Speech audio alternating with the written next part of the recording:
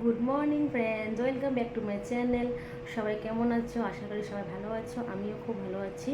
অত ভালো না, যেই গরম দিয়েছে বাইরে, সেই রৌদ্র, আর হলো কোনো কাজ করতে ইচ্ছা করছে না। আর বিশ্বকর্মা পূজার পরের দিন অনেক কাজ থাকে, তোমরা জানোই।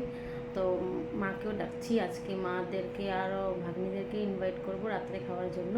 করেছি আর কি ইনভাইট, রাত্রে খাওয়ার জন্য, রাত্রে ডিনারটা করার জন্য। তো মাও আসবে, আমার হেল্প করে দেবে। চলো তোমরা ভিডিওটা দেখতে থাকো।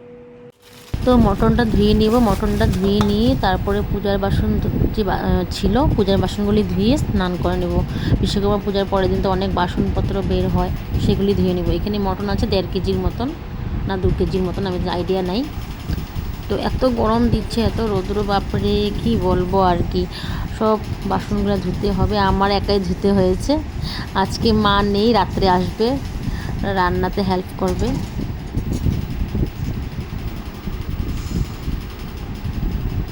অনেক বাসন ধুয়েছি, অনেক, দেখো প্রচুর বাসন।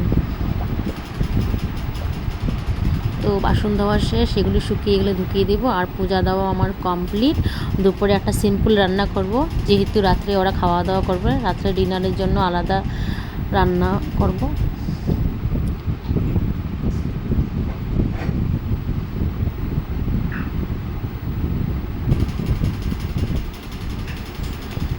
তো দুপুরে রাত্রে রান্নার জন্য রেডি করছি, মাও এসে পড়েছে।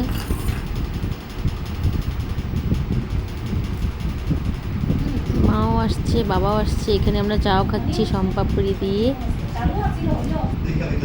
তো রান্না রেডি।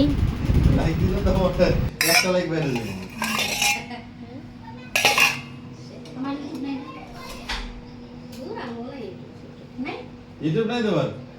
ইউটিউবটা আগে আসলে লবণ হয় না, এখন মোবাইলটা ইয়ে হচ্ছে মাসা কল কাঁচা কল লইলে খেতে না। ইউটিউবে কেউ দেখে না ওটা বলো। নজর না লাগলে সরে এমনি শুকাই যাচ্ছে। নিচে ভাত খায় শিল্পী, খিচুড়ি নিচ্ছে, ভাত আর নিচ্ছে।